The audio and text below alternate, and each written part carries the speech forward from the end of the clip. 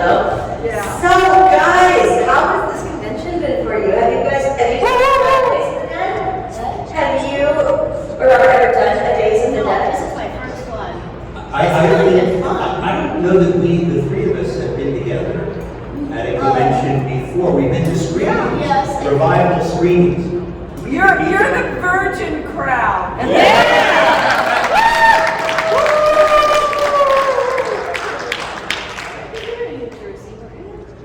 don't know. I swear I've seen him But we before. haven't done a lot of. No, we have not done Yeah. other Q&As, that's for sure. This is all very, very exciting for a lot of us. Thank you guys all for being here. This is amazing. So first and foremost, I would just love to ask you guys, how did the Howling come into your life? What was your audition like? Give me all the deets. I auditioned. I went in and auditioned. I think I had a call back. I hope so. I mean, before they booked me. But the best story, real quickly, was Dan Blatt, our producer, called me and said, "Oh, Dee," after I was cast, "we've got a great cast, but we can't find somebody to play your husband." And I said, "Really? What exactly are you looking for?" And he said, "Well, somebody really strong and virile with a real sensibility." And I went, "Well, shit, I'm engaged to him." No, you got him cast before. You remember? Hold Joe on. did not know. I know that. If I could finish the fucking story.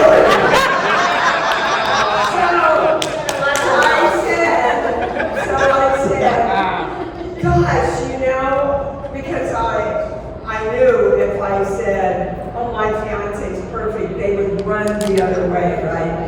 So I said, there's this guy I did chips with, Christopher Smith or Stone, something else. So they went out and found him, brought him in on his own. He got in on his own.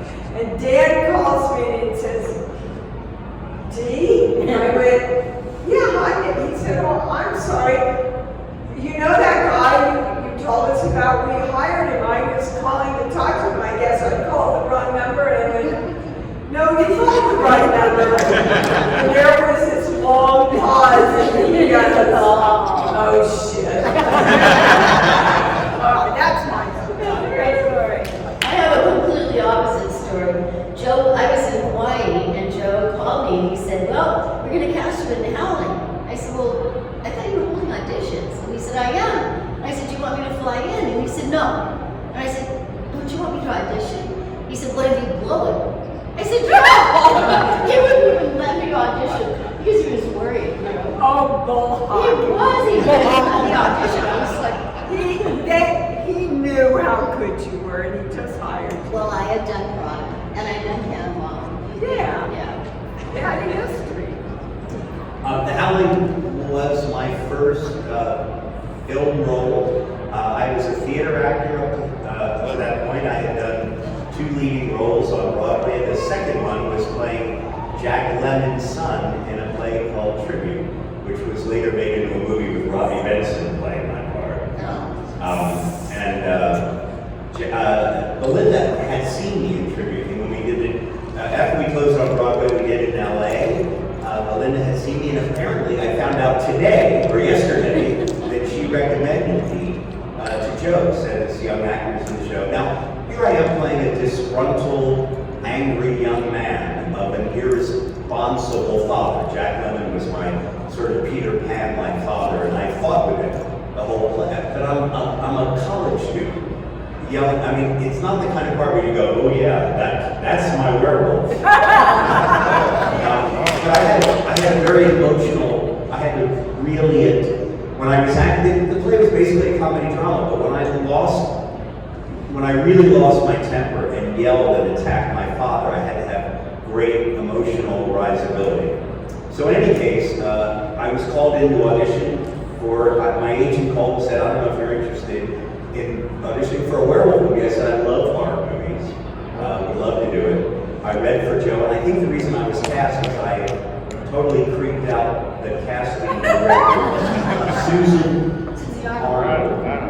Now, Oh my God. the audition scene was the porno booth scene, where Eddie is behind her. So I told her, and first of all, you never lay a hand on a casting director, you never do anything that's really threatening. It's just never. For real. Or, yeah. Well, I seated her in a chair and I got on my knee behind her, so I think my face was right behind her head. And the reason I was cast is the expression on her face as I talked to her, because I was so creepy. So she got me the part.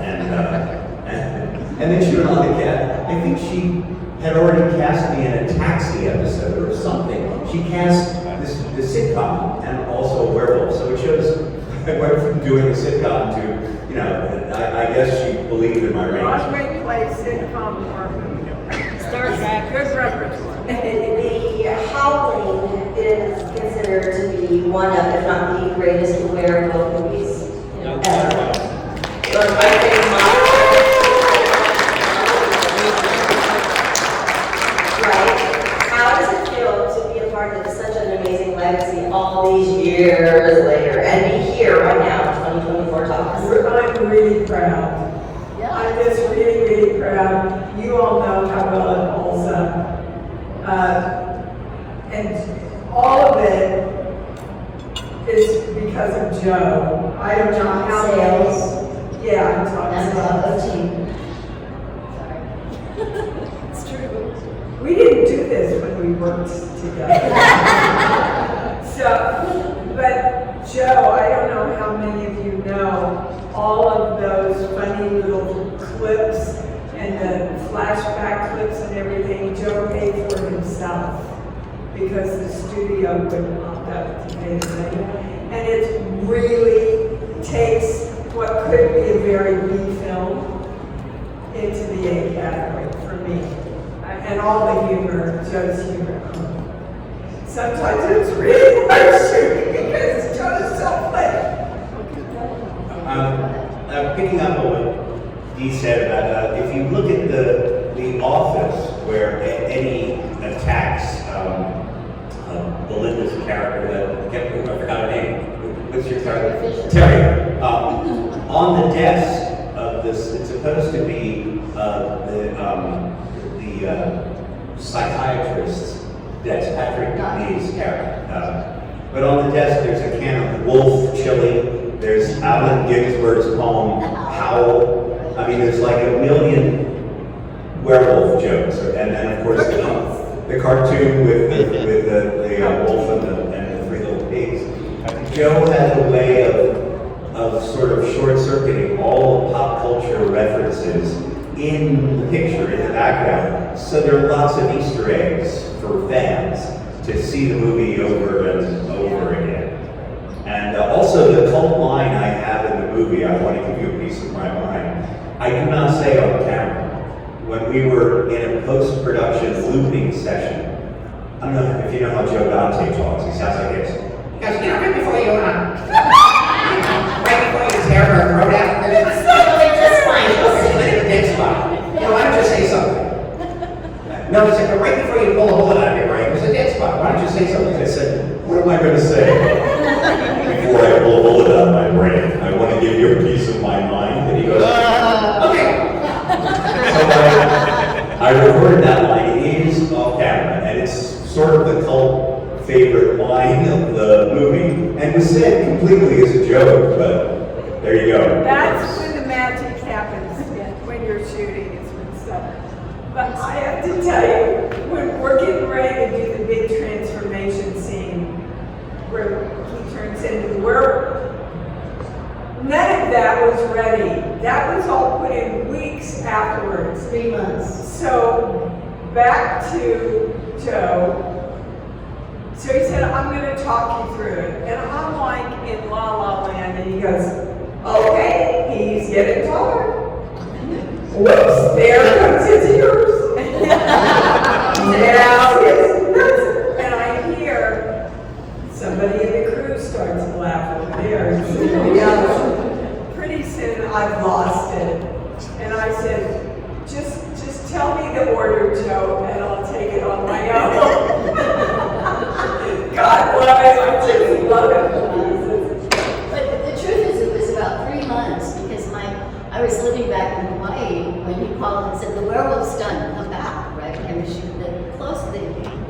shots. I'd already shot my close-ups. And I said, "Do you want me to match shots I did 3 months ago?" He said, "Yes." So I flew in and I said to the hair lady, Gigi, I said, "My hair's grown, you probably should trim it." She said, "No, I have Polaroids, it looks just the same." And I said, "No, you really need to trim it. If you watch that scene with me getting killed, where the gurney comes at me, and if you slow it down in slow motion, you can see my hair go like this." See, it's true. So before I throw it out to the audience, I hope you guys will indulge me. I want to ask you guys a couple of individual questions. For you two, you are both a part of one of my favorites, Gremlins 2.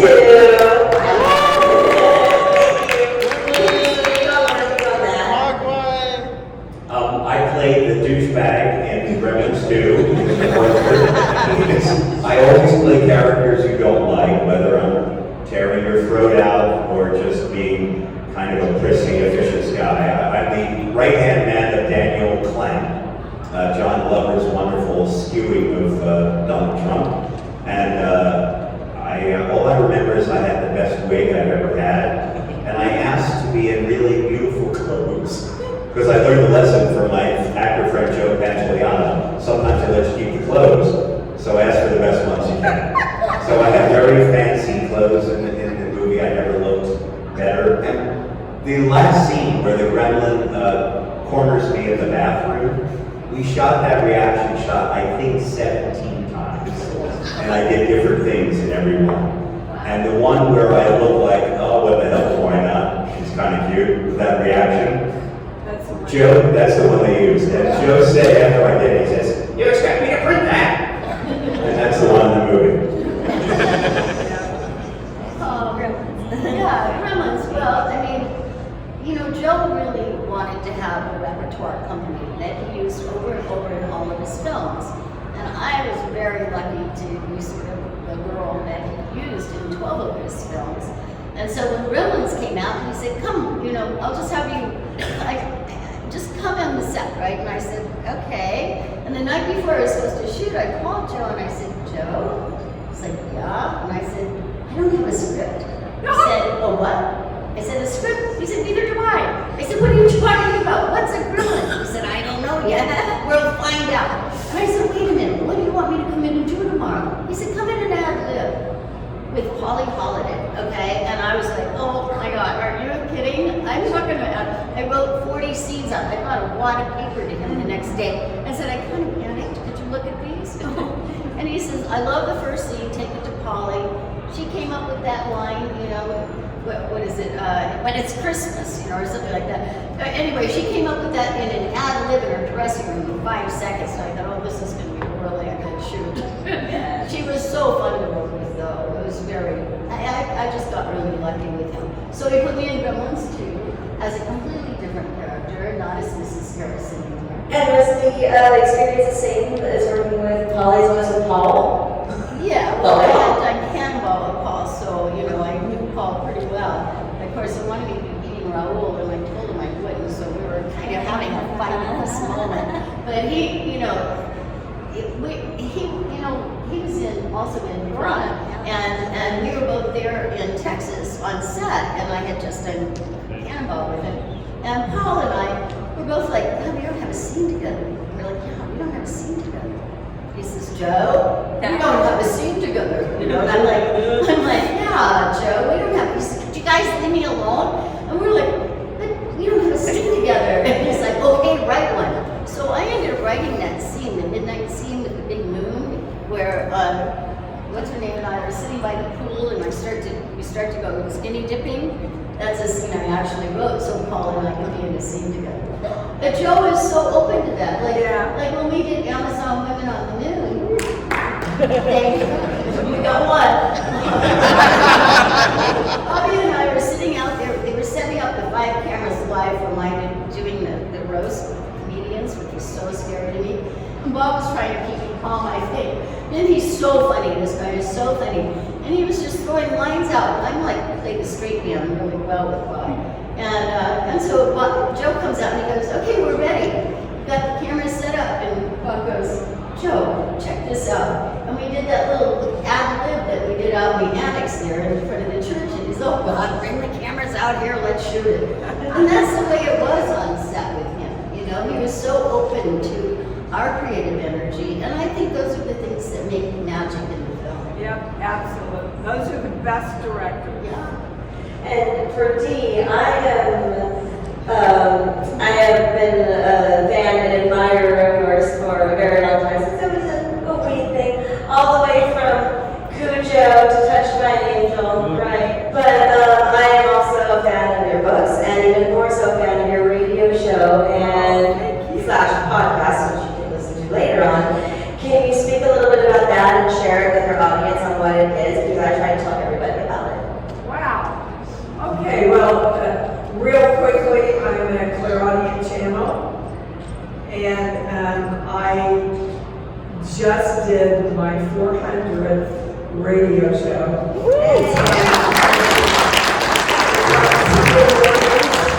At 9 a.m. Eastern time, or Pacific time. And I teach people how to work and direct with energy, and how to be responsible for their own lives. My book, Born, that just came out, is a book of complete instruction on how to manifest anything you want in your life. And my life is a really good example. They told me I would never have children. I said, thanks for sharing. God and I have a different plan. She's now 35 and I have a 6-month-old grandson.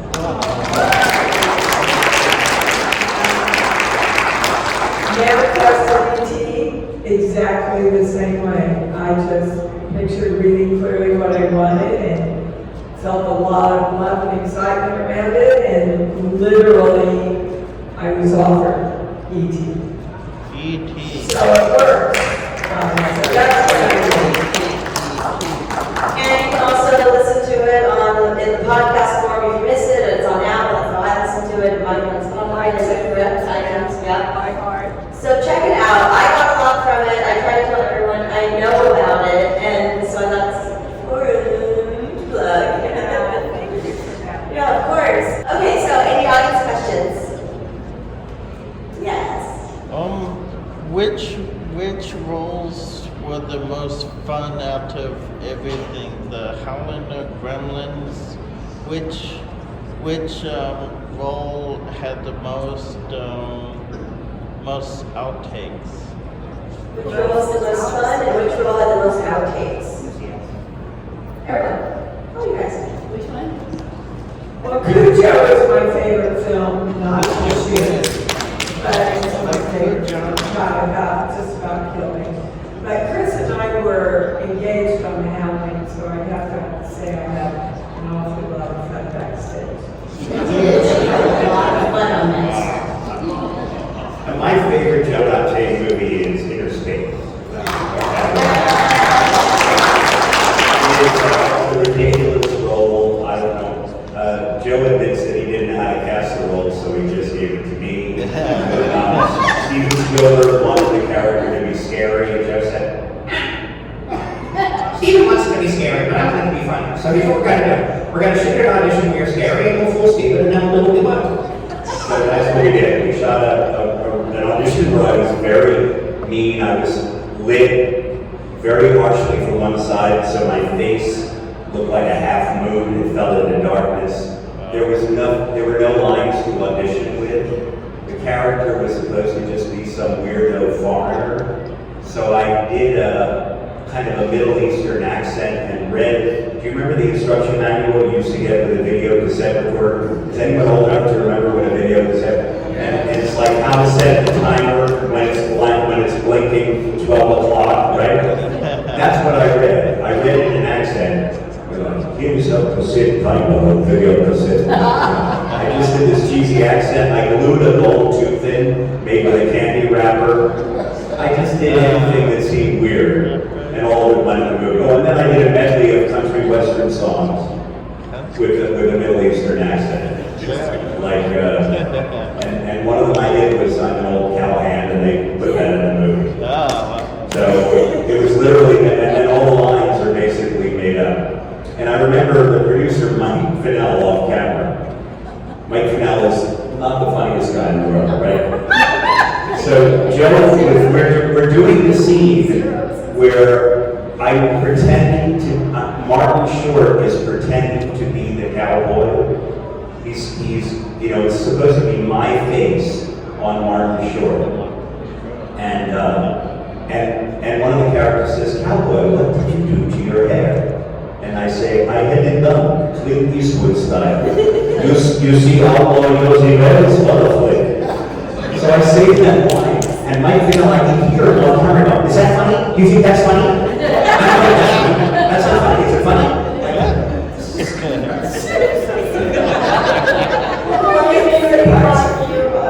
I have to say, it was Explorers.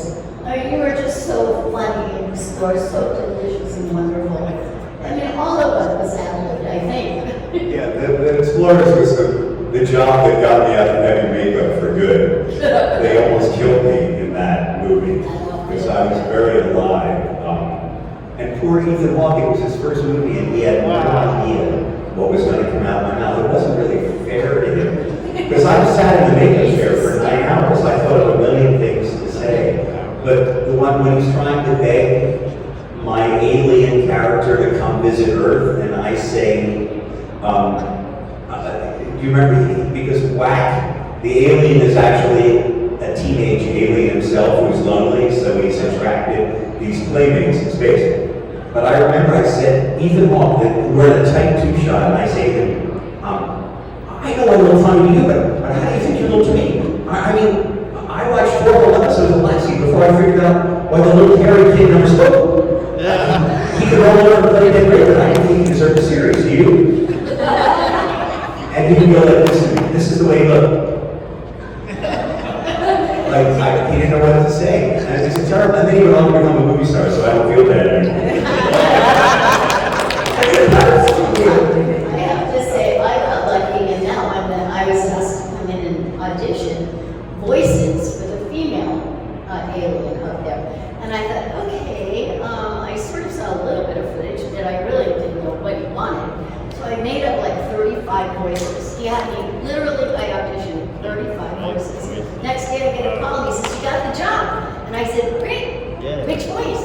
"I don't know." He said, "Just come in and do it." I said, "Well, wait, no, which voice am I going to do?" And they played it back, so I was able to do my sort of I have to say, my favorite Devante movie was my first movie with him, which was Piranha, because we had so much fun and everything about them. Everybody who was in it was just as wonderful as the cast in The Howling. I mean, he just really takes his time to cast the right people, and that's what really makes everything gel so beautifully. Yeah. That's when I first met Bravo Team. He was 16, even Joe says he's 18 because I think he was allowed to work until he was 18, but he really was 16. And when they sewed all those piranha on me, and then I jumped in the water, I mean, I'm carrying like 15 piranhas, those big, heavy rubber piranhas, into a pool. But as soon as we got in the pool, they floated, you know. But it was just so much fun to me. It was really fun. Yeah, you think it's all really glorious, don't you? It's movie magic, which is what is so exciting, and it was all practical back then. Yeah, when they asked me to come back and do Critters, my first question was, is it CGI or are you going to use the, because I wouldn't have done it if it was CGI. They wanted to use CGI Cujo, I mean, I was freaking kidding. Not a chance. When it came to the legends from the Howling that were amongst the cast, I think one of the real standouts was Slim Pickens. And I'm wondering, do either of you have experiences and stories to tell about interacting? You know, I adored Slim, and one of the scenes that was cut out, I was in a hot tub out in the, I didn't forget that scene. And I'm not, at that point, very far from being from Kansas. And I'm going, well, I'm not going to be naked in there, my Joe. And he said, I don't care what you put on, as long as it looks like you're naked. From here up. So Slim, we got ready to shoot it, and Slim comes over and goes, looking pretty good there, kid. I said, thank you, I really have clothes on underneath this. And he said, that's all right, I'll use my imagination. But he and Chris would sit around the fire for hours listening to stories of when the olden days. All these guys would sit around. I was in bed asleep and Chris would just listen to their stories. And they had, were you ever there during that? Oh my God. the Chris's stories. line, when he says, have you met the boys, is one of my favorite lines in the Howling. You know, when he says, I gotta go with the boys, have you met the boys? Yeah. And it's like, oh my God, this take on it. It's so funny. Yeah. Yeah, he was a great guy.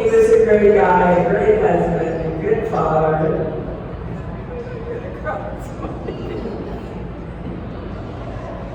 I never met anyone in the movie. I worked about 3 days on the Howling.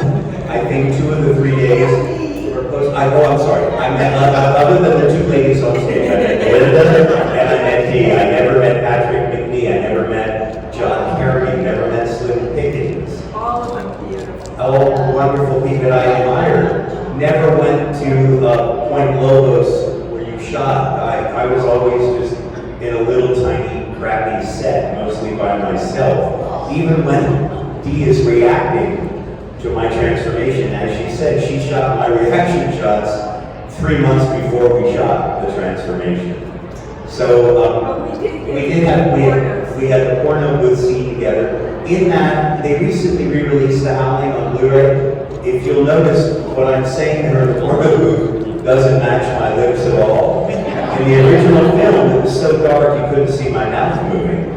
So Joe decided that it wasn't scary enough, so that the speech that I say in the movie was done entirely on the looping stage, the same day that I made up, I'm going to give you a piece of my mind. So the new speech does not match my lips, but you couldn't tell that until the re-release. So yeah, it makes me look like, it makes it look like a bad European film.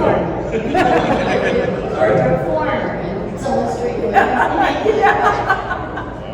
When it comes to filmmaking and creativity, do you feel that it's more conducive with a budget that's high or low?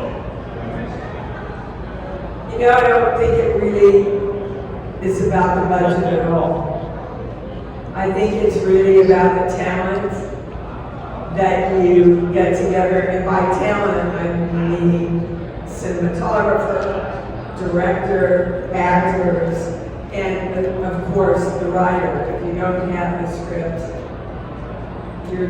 you're starting in default already, right? But I've done some really, really big budget films that I didn't think were extraordinary, and I've done some little tiny independent films that I thought were some of the best things I've ever done. Because they have a heart, you know, everybody's worried about money. They're really pitching in and working as hard as they can go. And it's like everybody's making the same film. It's not like separate, you know, when you arrive on some expensive set, you know, you never meet anybody and everybody's so posh, you know. Working with Joe and working on low budget films, to me, you know, I mean, I like money too, but you know, it was just so the experience of working, the way we worked together, you couldn't pay me to have that experience. I mean, I would pay you to have that experience again. It was really quite extraordinary. And Joe, because I worked on both small budget movies with Joe and Baylor's as you did, he was the same person. Yeah. If he had the burden of $100 million budget on his back, like in Looney Tunes Back in Action, he was still the same guy. None of the pressure that was put on him by the studio, because on a movie with a big budget, every minute on the set, if it's a low budget movie, every minute costs $68. if it's a big budget movie, every minute costs $20,000 or whatever. You never felt that pressure for him. He still was that same spirit of, we're just going to have fun. I want to hear your idea. If you have an idea. In the inner space, when I had the scene of the cowboys dressing up to go into town, He goes, okay, where do you want me to put the camera? What do you want to do? and I had brought in a bag full of cowboy boots, and I said, I'd like to do the male version of I'm just a girl who can't say no. From the world of Susie Wong, right? Where she's dressing to go on out that night, putting her stockings on. I'm going to do the macho male version of that. He goes, okay, Where do you want the camera? right? And I brought the boots, and no other director, no one does that. Rob Zombie, yes. Oh, that's true, yeah. Rob Zombie. Rob He Zombie. comes in, he knows what he wants, and then bring in your best shit. That's what he did. In Halloween, the whole thing with the bagels between Scout and I, all improv, all of it. So, yeah. I And don't know. Blake Edwards, actually. How many in this room know who Blake Edwards is? Thank God. You surprised so many people in this industry have forgotten already one of the most prolific writer, director, producers ever. Okay, I don't know if you guys watch television, but I had done an Erie, Indiana with Joe Don. And when I did it, I read the script, it was called Foreverwhere. And I thought, oh God, what am I going to do with this, And I called Joe up and I said, Joe, I need a wig. He said, what do you need a wig for? I said, no, I need a wig. I mean, to play the character that I wanted. Like, oh my God, what do you need a wig for? I said, just please, let me have a wig. Okay, the girl wants a wig, let her have a wig. So I did this Heather McRae thing, and she was my roommate from college. And she had this blonde straight hair with bangs and the whole bit, right? and I wanted to do this outfit that she used to wear. It was like a green A-frame, this lime green A-frame dress. It came here with the white, moths with the boots. Oh, it was hysterical, And so I walked out on set after getting all made up with my hair and the whole bit. Joe almost fell out of the chair. He took one look at me and he went, oh my God, the producers hit the ground. They loved the character so much, they brought me back for a second episode and they gave me a daughter who had the same wig, the same green dress, the same white go-go boots. Yeah. I mean, this is what's so wonderful about Joe. yeah, absolutely. Since you've had so many opportunities to work with Joe Dante, you probably had a chance to work with Dick Miller. Does anyone have any memories of Dick? Oh, yeah. Yeah, Dick, when you get your picture taken with Dick, he always stands up on his toes. That's my favorite memory of Dick, but Oh, I went and played poker with Dick one night. He wanted me to come play poker with him. Well, it was, when I first worked on The Howling, I met Dick that day that we were going to do the bookstore scene, right? And I had asked Gigi, I wanted to have that double pierced ear, And she said, oh, I'll pierce a second hole for you during lunch. And so Joe brings Dick over, and I met Dick, and so he sits down with me. In the meantime, Gigi comes over with potatoes. She sticks them behind my ear, and she sticks the thing. Dick Miller turned gray right in front of me. And I thought he was going to just melt down. He just almost passed out right in front of me. He was so cute. He was such a wonderful man. Yeah. I did 12 movies with Joe, and I'm with Dick, and only had one scene with him, and that was the bookstore scene. Wonderful. He's so wonderful in everything he does. I remember when we did Runaway Daughters, and we were at the drive-in. Do you remember? And the I drive-in. remember doing it, but. The drive-in had all these posters of Dick when he was young and handsome and virile. And I was so stunned. I had no idea that there was Dick Miller in all these movies back in the day, that I had seen. He's, they made a movie of him called That Guy Dick Miller or something like that. So right on, because everybody knows him, but they never remember his name. Just such an underrated wonderful actor.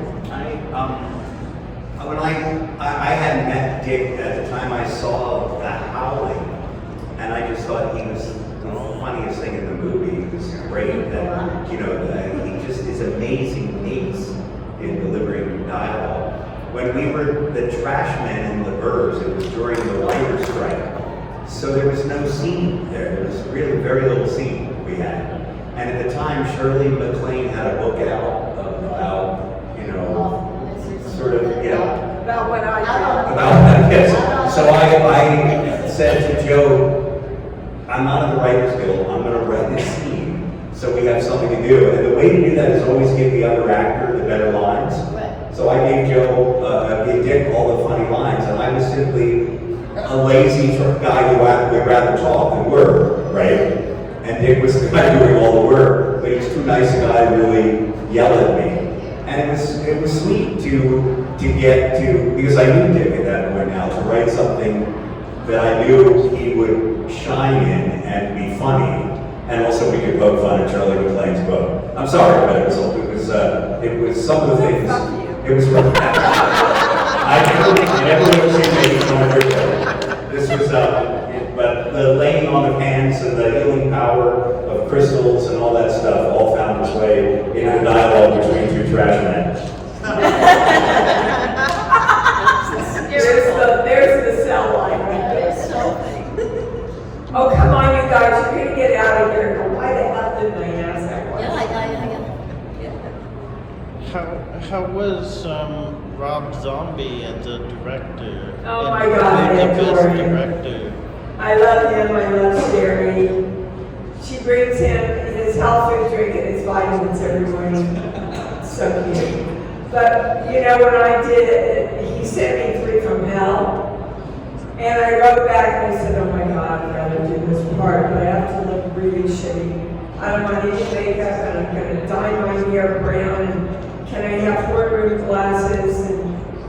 And That ought to do it. and she writes back and says, okay. That was, and Lords of Salem, you know, I'm sitting in my room and just going, oh my God, I can't, you know, I've been playing a part the whole first half of this film. This is who I really am now, and I run across the set and go, I can't be this blonde Cupid doll anymore. I've got to be harder. I've got to have a different look. And he looks at me and he looks at his watch and says, you got 15 minutes. You know, that's what I mean. They have so much in common about trusting the talent. You know, not that they wouldn't say, that's a stupid idea, and if they didn't feel like it, but they give you so much room to bring your hits to life, and that's really for me when the magic happens. So, speaking of, Exactly fun. Yeah. yes, so speaking of Lords of Salem, you mentioned how we will much improv and such. Were there any like really good improvs that happened on Lords? Oh, so many. Like when I hit Bruce over the head with the frying pan. Oh. Totally improv. So many, so much. I mean, every scene just, we get the basics and then everybody takes off. That's the thing. I love you three ladies so much. You three, I love you all so much. Thank you. Yeah, thank you. All I had to do was see your 3 names and I can't. Well, you know, they're 2 really brilliant English actresses who work absolutely the opposite way that I work. So they know everything, they break everything down, and it works for them. I come from the more the method. I don't do any work except learn the lines and wait for the character to tell me what to do. So the first scene, Patricia looks at me and she says, are you going to play it like that? And I went, yeah. And she went, all right. And then we were great friends, but when that first came out, I thought, oh man, it's going to be a long fucking shit here. So, wondering, do you have memories from the actual premiere of The Howling? What do you remember about that? Gosh, didn't we go to New York? No, I was in LA. I remember it well because I have that scene where the dog jumps in the window wasn't there when I was shooting the scene, right? And so we're at the screening, you know, and it's like a roller coaster, that screening. I mean, they're laughing, they're screaming, you know, I thought Joe was like a conductor, you know. And all of a sudden, here comes the duck. I was the only one in the whole screening that screamed, okay? I mean, it scared me, I just screamed. And a few seconds later, I could hear Joe all the way down in front, laughing his ass off, that I was the one that screamed.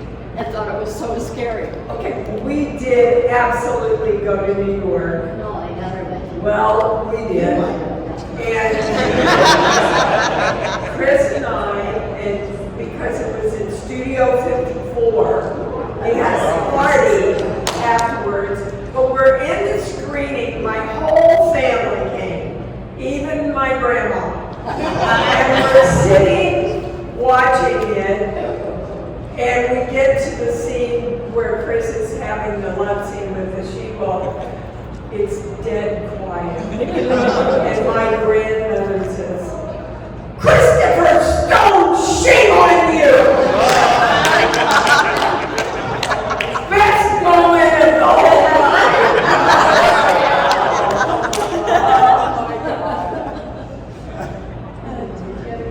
Elizabeth Brooks would have loved this. She would have loved to come to these conventions. She really would have. This would have been her favorite thing. I only remember finally getting to meet Patrick McNee, and that was the high point for me. As I said, so many of the actors I didn't get to meet while the movie was being made. He was such a charming man.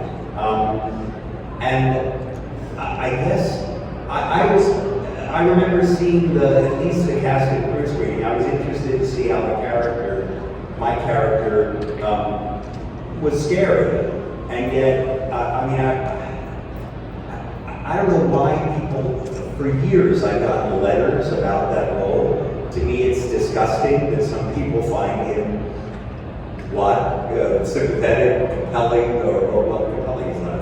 But anyway, I used to get letters from like young women, and I couldn't respond to them because I thought, I think it's a little sick that you love this character. So I'm just going to pretend you didn't send me this letter. But anyway, Eddie is a weird guy, and I remember that I also wanted to be marveling over how sexy your voice was when I was playing back having murdered her, which I thought was and once again Joe said, okay, because it was not in the script that I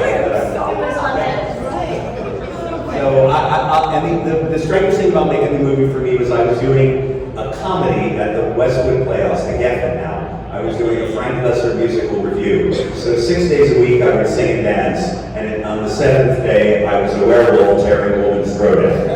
That was my life for 2 consecutive weeks. Sing and dance Sunday through Saturday, and then Monday go and be a werewolf. It's wonderful to be an actor. Welcome to an actor's life. You know what I would love is I would love a Guys and Dolls werewolf show. That would be great. Guys and Dolls Werewolf show. Wouldn't that be great? I'm just saying. When you said great, I was like, oh. Instead of a modern, they say it all Take back your mate could be like, take back your fur. Right. Okay, one last question to wrap it up. Before I let you guys go, I want to ask you guys, is there something important that you learned on the set, that you would like to share with us? We covered all 12 God, films. Yeah, I learned right away, if it's a bad direction, you gotta speak up. If it's a bad direction, I feel like I have roaches crawling all over me. And I just had an experience like this, where basically it was a scene where my son, they thought he was dying. And the opening scene, my husband and I are coming into the hospital, and they come over and they say, can you do it a lot more hysterically? Can you come in real hysterically? And I said, I can, but I'm telling you it's false. And he said, well, what do you mean? And I said, look, I walked into my bedroom and found my father who had tried to commit suicide in my bed. You know what happens? Nothing. Because your brain goes, I'm not seeing this. Wait, what is this? Something's wrong. And I quietly walked into the living room and said, Mom, I think Daddy's trying to hurt himself in my bed. Cut to 2 hours later after the paramedics have come. And they say, he's going to be okay. Both of us lost it then. I said, it's the moment when I know he's okay that you lose it. If I lose it before, I've done all the work for the audience before the moment it happens. So they let me do it my way and thanked me. So that's what I learned even before I was anybody. I can't do something that's not true. I would agree with that's the most important thing. I agree with Dee that if you get a direction, and I learned my lesson in I guess a funnier way. I was in some cheesy television movie, and I was prosecuting, or I had Chris Sarandon on the stand. And the director was a guy named Marty Davidson, who had a terrible Brooklyn accent. And I guess because I was the low man on the set, he had Virginia Madison and all these people that were more famous than me. I was the guy who got picked on. And this is the direction he gave me. All right, here's what I want you to do. You gotta understand, I want you to just nail it like that. And I was like, before the camera rolled, I was like, I'm gonna nail him. And the camera rolls, and I go, take your words! And Chris Sarandon burst into laughter. Right in my face.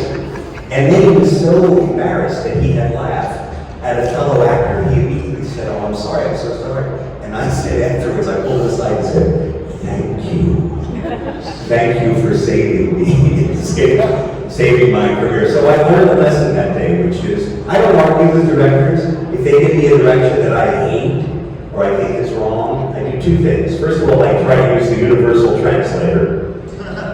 Thank God for all of you not asking a Star Trek question, by the way. I use the translator in my head and I try to say, what does the director think he means by this direction? Try to translate. If I can, if it's a terrible thing, I thank the director. I say, that's a great joke, thank you, and then I do exactly what I want to do anyway. And as long as you thank them, they imagine that you've taken their direction. Yeah. So that is my advice always to young actors. That reminds me of when Kevin McCarthy in the TV Yeah. scene, he stormed out of the room. He said, damn it, what's the matter? He said, he just won't direct me. I said, what? He said, I want Joe to direct me. And Joe and I are friends, so a couple days later we were talking on the phone and I said, Kevin really wanted you to direct him in that scene. He said, me direct Kevin McCarthy? Oh my God, how am I going to direct him? I said, Joe, actors don't know what they're doing. I mean, they're winging it. We're in the zone, we can't see ourselves. We need your perspective. And he started coming to my acting class. And he learned how, because we would actually, two actors would get up into the scene and one of the other actors would direct. And he would say, oh my God, he was so surprised by that. And he took it to heart, and it really played out in his work after that. Interesting. Yeah. All right, guys,